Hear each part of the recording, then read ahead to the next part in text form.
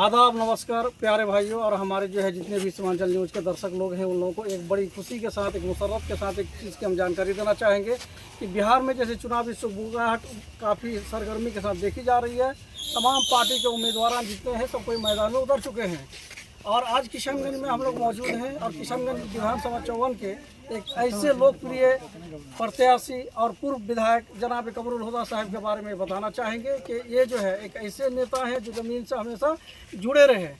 सामाजिकता और जो है सामाजिक से जुड़े जितने भी एक मानवता और इंसानियत के जितने भी मतलब मामला हो सकते हैं, उमूर हो सकते हैं, इन तमाम चीज़ों पर जनाब कमरुल हुदा साहब हमेशा सक्रिय रहे हैं।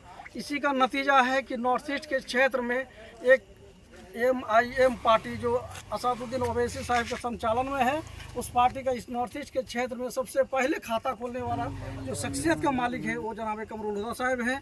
आज उन्हें कांग्रेस पार्टी ने टिकट देकर अपने आप में गौरवान्वित भी महसूस कर रहे हैं। इसलिए बात हम कह रहे हैं कि इनके जो रोलिंग यानी जो जीता हुआ कैंडिडेट था उनको बैठाते हुए एक ऐसे चेहरे को मैदान में उतारना उनकी काबिलियत की एक दलील है। आइए सीधा सीधे उनसे जानने की कोशिश करते हैं कि आखिर विधायक जी आप क्या करते हैं समाज के लिए कि जो है एक सामाजिक उत्साह के साथ साथ इतने जो है नेशनल इंटरनेशनल सतह के पार्टियां भी आपको जो है वहाँ से एक तरह का हायर करते हैं, चुनावी मैदान में उतारते हैं, क्या आपका ये रहता है? देखिए, तो सबसे पहले जो शीर्ष नेतृत्व है कांग्रेस पार्टी के आदरणीय मल्लिकार्जुन खड़गे जी जो राष्ट्र अध्यक्ष हैं, KC वेणुगोपाल जी, राहुल गांधी जी, सोनिया गांधी जी और किशनगंज के सांसद जावेद आज़ाद जी और इमरान प्रतापगढ़ी साहब, जो लोग CEC के बैठक में सदस्य हैं, इन लोगों ने CEC के बैठक में एक विश्वास के साथ कमरुल हुदा पर विश्वास किया, विश्वास करके सिंबल दिया, टिकट दिया और टिकट दे करके 54 में भेजा। हम लोग किशनगंज 54 में आए हैं और जिस उम्मीद से, जिस विश्वास से इन्होंने मुझे भेजा है, मैं इनके हर उम्मीद और विश्वास पर खरा उतरूँगा। इंशाअल्लाह अधिक से अधिक वोट से जिता करके हम लोग विधानसभा जाएंगे इंशाअल्लाह। आपके जो जीत मिलती है तो जो मकसद और मंशा है वो तो होगा ही पूरा, लेकिन किशनगंज में अगर देखा जाए तो यहाँ पर जो है चाय पत्ती की खेती और अनानास की खेती बड़े पैमाने पर हो रहा है और ऐसी खेती में जो इसके कृषक लोग हैं इनको मतलब जो है सरकारी कोई प्रोत्साहन मिल नहीं रहा है, जिसकी वजह से ये जो है राष्ट्रीय अंतर्राष्ट्रीय मार्केट में जा करके पीछे रह जाते हैं, वहाँ पर अपना व्यवसाय नहीं कर पा रहे हैं। तो इस दिशा में आपका क्या रद्द? देखिए, अब तक जो बिहार में सरकार थी ये डबल इंजन की सरकार थी। डबल इंजन की सरकार को सिर्फ विकास से मतलब नहीं है, उनको मतलब है आपस में मंदिर मस्जिद करो, आपस में नाइत्तफाकी पैदा करो, आपस में जो लोग इत्तेफाक से हिंदू मुस्लिम मिल करके रहते हैं उसके अंदर में नाइत्तफाकी पैदा करके ये लोग वोट लेकर के गद्दी में बैठे हुए थे और अब तक इस इलाके में विकास का काम नहीं हुआ। जो यहाँ पर ये एरिया है ये कृषक 80% आबादी कृषकों की है, किसानों का है और यहाँ पर चाय पत्ती का भी खेती बहुत बेहद पैमाने पर होता है, अनानास का खेती होता है और अनानास का अगर प्रोसेसिंग प्लांट हो जाए, एक अनानास को आज किसान 10 रुपया पर बेचने के लिए मजबूर है। अगर उस अनानास का प्रोसेसिंग प्लांट यहाँ पर हो जाता है तो जो अनानास किसान 10 रुपया में बेचता है, यही अनानास दिल्ली, पंजाब, हरियाणा में जाकर के 100 रुपया में बिकता है।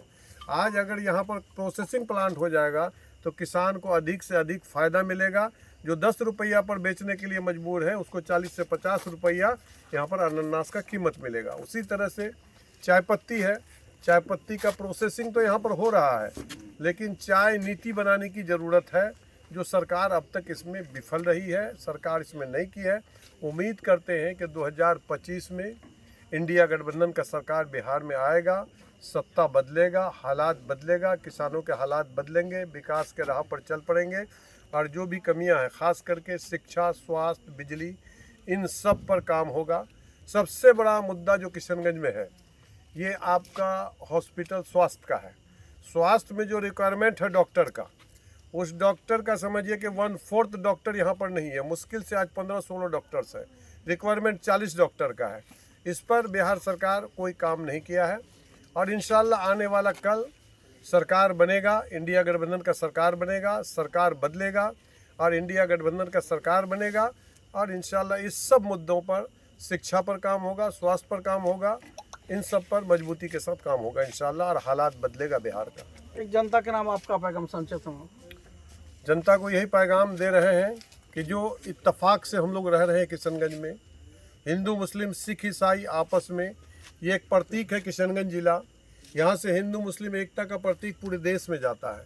और ये जो भारतीय जनता पार्टी है, ये भारतीय जनता पार्टी का निगाह किशनगंज में लगा हुआ है। इस एकता को देख करके, ये इस एकता को भंग कैसे करके हो, वो ये कहता है कि हमको मुसलमानों का वोट नहीं चाहिए, हमको सिर्फ हिंदू का वोट चाहिए। ये सिर्फ हिंदू का वोट मांग करके यहाँ का इत्तेफाक को तोड़ना चाहता है, यहाँ का इत्तेहाद को तोड़ना चाहता है। तो हम संदेश देना चाहते हैं कि हमारा जो इत्तेफाक है ये अटूट है, नहीं टूटने वाला है।